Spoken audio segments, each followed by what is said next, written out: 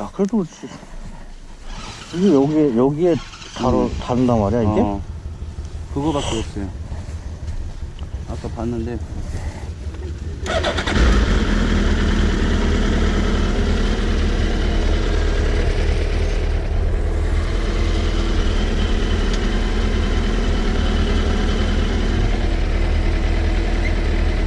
나가고.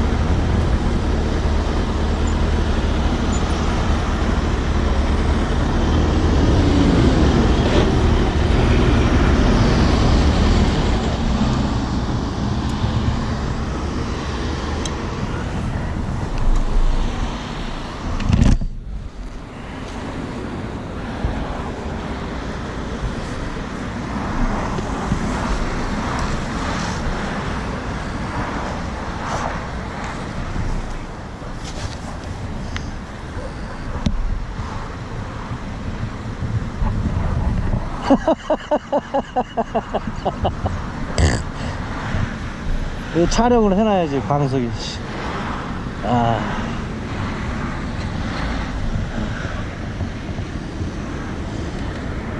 야, 그런데 많이 안 망가진 거야, 진짜. 여기만 잘 처리. 이것만 제대로 칠하면 여기는 티 안 난다고 보면 돼요. 여긴 티 안 나. 이게 안 찌그러서 다행이야. 그래, 여긴. 이것 때문에 여기가 사른 거야. 여기가 많이 받쳐준 거야, 힘을. 이게 중량이 많이 실린 거거든. 그러니까 여기가 사른 거야. 안 그랬으면 이게 먹었거나 깨졌거나 했지.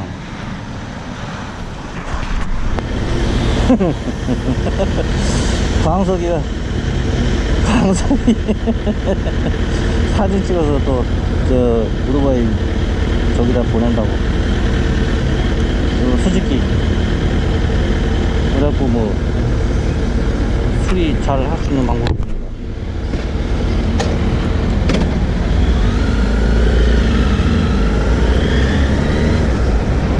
라이더들의 이런 마음도 모르고 가끔 주차해 놓은 바이크를 함부로 만지거나 심지어 올라앉아보는 사람들도 있는데요. 절대로 그러시면 안 됩니다. 각종 스위치류 잘못 만져놓으면 오동작으로 인해 바이크 운전자가 위험해지기도 합니다. 가장 기본적인 예의이기도 하지만 그러다 바이크 넘어지면 다칠 수도 있어요. 어떤 이들은 올라앉다가 바이크 넘어지면 슬쩍 나 몰라라 도망도 가십니다.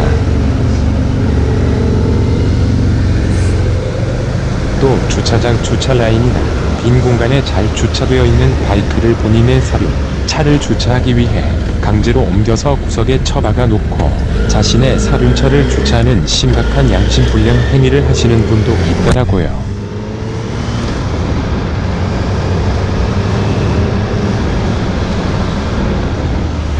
깜짝 붙일까 무서워. 그거 솔직히 한국은 총기 소지를 하지 못해서 그렇지, 만약 총기 소지 가능했다면 총싸움도 충분히 날 수 있다고 봅니다. 그 옛날 서부 영화 같은 영상이 많이 나오고도 남을 일이지요. 그것은 꼭 그 오토바이가 비싸서 그런 것이 아니고 무엇이든 사람에 따라 가치관이 달라서 값비싼 것이든 값싼 것이든 그 가치관에 따르는 것들을 귀하게 여기듯이 적어도 라이더들에게는 오토바이가 그들의 인생의 소중한 것이기 때문인 것이죠. 이런 이야기를 하다 보니 얼마 전 어처구니가 없이 느껴졌던 실화가 문득 생각납니다.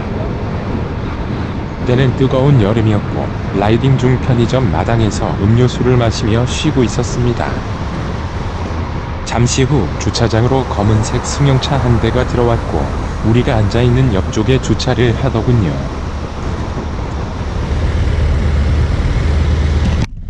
와, 나 건들지 마. 좀 정신이 안 잡혀. 너 씨발 나까지 제국 만들러. 저 어지러워가지고 지금. 왜 어지러운데? 아침부터 두통 있고 막 그러더니 어지러워. 알코올 부족이야.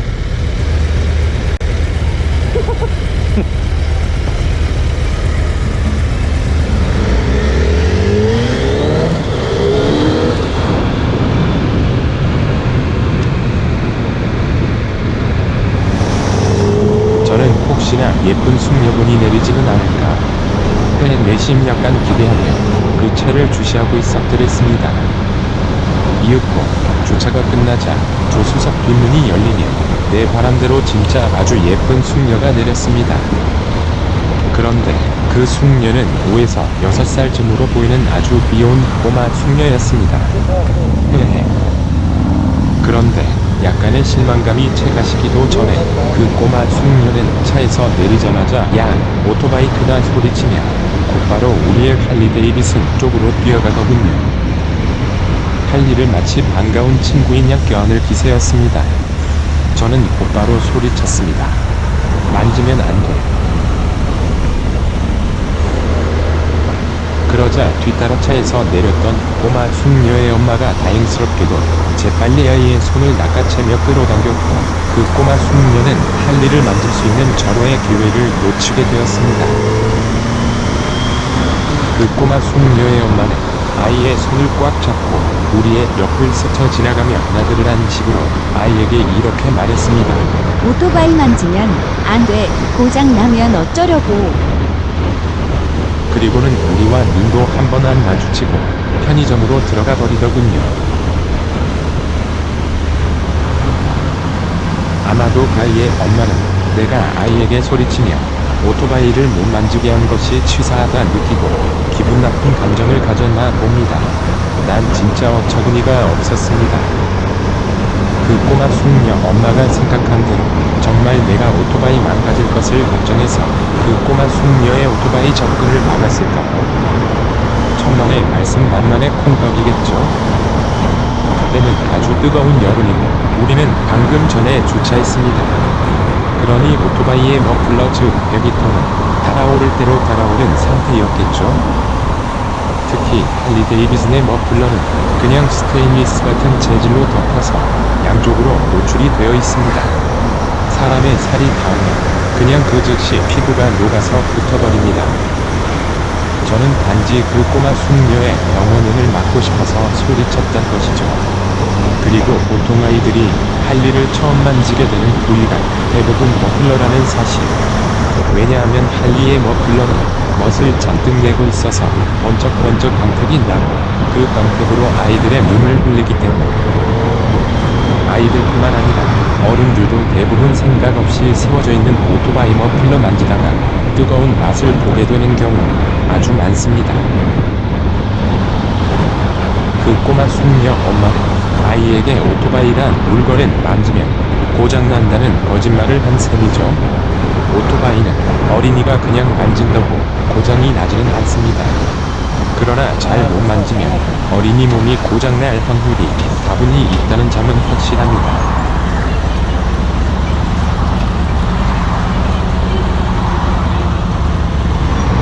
내가 만약 그 꼬마 숙녀의 부모였다면 절대로 오토바이가 망가지거나 고장난다고 하면서 만지지 못하게 하지는 않았을 것입니다. 왜 오토바이는 함부로 만지면 안 되는지에 대한 이유를 조목조목 설명하여 이해를 시켰을 것 같습니다. 어린이에게 이른 차가 위험한 두 번째 이유는 엔진이나 구동에 관련한 각종 부품들이 사륜차와 다르게 대부분 노출되어 있어서 뾰족한 부분이나 날카로운 부분 또 손가락에 끼일 수 있는 작은 구멍들 등이 아주 많다는 사실. 그 세 번째 이유는 정말 어린이에게는 치명적으로 위험할 수 있는데요. 이륜차는 말 그대로 바퀴가 2개입니다. 아주 잘 넘어지겠죠? 이 정도는 모두가 알고 있는 상식인데요. 그럼에도 불구하고 우리 어른들은 아이들에게 교육을 잘 하지 않습니다. 교육, 보통의 교육 수준이 그거 하지 마, 이거 해, 그건 안 해, 왜 해야 하고 왜 하지 말아야 하는지에 대한 설명이 빠진 것이 참 아쉬워요. 아무튼 할리의 경우 그 몸무게가 대략적으로 무려 400kg 정도. 어른들은 이륜차에 깔려서 사망할 확률이 작지만 어린이나 노약자는 충분히 사망까지도 생각을 해봐야 하겠습니다. 어?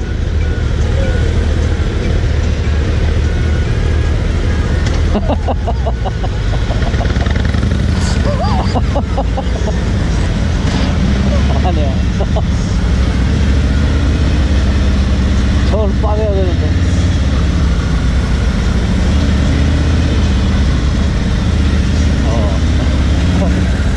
저걸로 빠졌어야 되는데.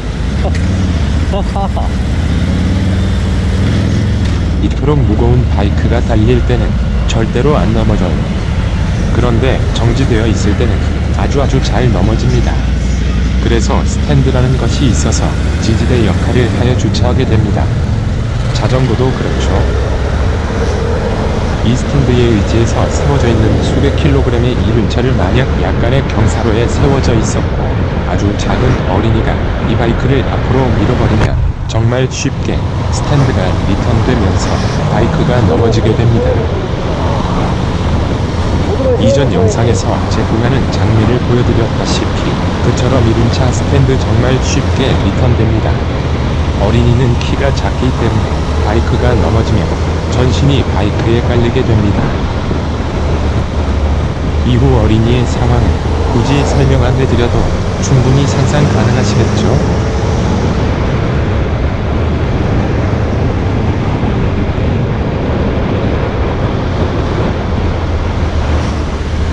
우리 아이들의 교육은 해라, 하지 마라, 가 아니고 이유와 원인 그리고 결과를 함께 이해시키는 것이 되어야 하겠습니다.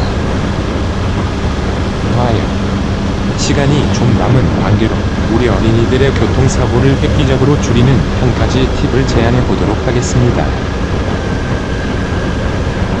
도로를 횡단할 때 횡단보도이든 무단횡단이든 단 한 가지만 교육해 주시면 우리의 아이들이 자동차에 치여 사고를 당하는 상황을 90% 이상 줄일 수 있습니다. 그것은 바로 절대로 뛰어서 도로를 건너지 않기입니다. 아니, 감성. 사람과 자동차가 부딪히는 사고의 원인은 무단횡단과 신호위반이 아닙니다. 도로를 뛰는 사람과 한눈파는 운전자가 때마침 그곳에서 만나게 되었던 것입니다. 그럼 보행자와 자동차의 교통사고 과연 운전자의 잘못으로 인한 사고가 더 많을까요? 물론 운전자의 잘못으로 발생하는 사고도 간혹 있긴 합니다만 극히 일부입니다. 자동차와 보행자 간 교통사고는 운전자가 아무리 과실이 적고 잘못이 없어 보인다 하더라도 한국의 도로교통법과 관행적인 의식에 의해 아직도 무죄 인정받기가 참 힘든 것이 현실이긴 합니다만 그것은 단지 법적인 것일 뿐 그렇다 하여 결코 보행자가 잘한 것은 아니겠죠? 저는 한문철 TV 및 블랙박스 교통사고 영상을 유튜브에서 많이 보는 편인데요. 유튜브에 떠도는 어린이 교통사고의 대부분이 어린이가 저와 차 사이에서 뛰어나왔기 때문입니다. 자동차가 규정속도를 지키며 주행 중이라 할지라도 갑자기 안 보이던 어린이나 보행자가 주정차된 자동차 사이나 은폐된 곳에서 뛰어나오면 피하기가 매우 어렵습니다. 그것을 우리는 아주 잘 알고 있으면서도 아이들에게 교육을 잘 하지 않고 있습니다. 그저 법으로 자동차 운전자 처벌 수위만 높이는 비현실적인 행위만 하고 있는데 운전자 처벌 수위만 높이면 우리 아이들이 도로와 자동차를 조심할까요? 그래서 사고가 줄어들까요? 절대 아닙니다. 우리 아이들은 계속 도로를 뛰어다니겠죠? 아침, 점심, 저녁. 하루에 딱 3번만 아이들에게 도로를 건널 때 절대로 뛰지 말기를 교육합시다. 또한 아직 어려서 천방지축 말귀를 못 알아듣는 아이는 반드시 도로에 혼자 방치하지 맙시다. 내비게이션 시켜.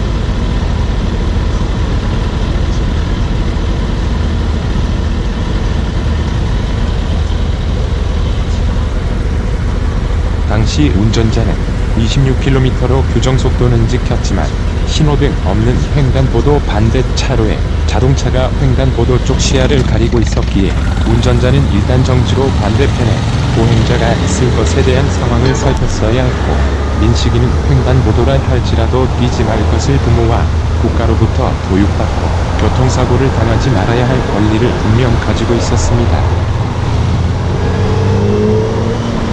교통 선진국의 경우 어린이가 도로를 보호자 없이 다니도록 방치하면 그 부모를 처벌한다는데, 한국에도 그런 기본적인 법규 정도는 이제 있어야 하지 않을까요?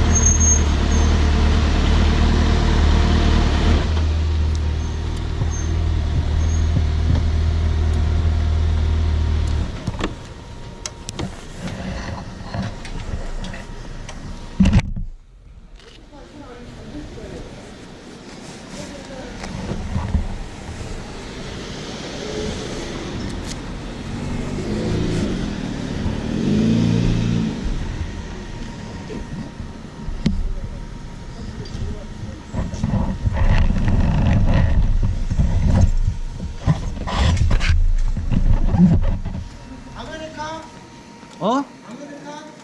안 꺼놔.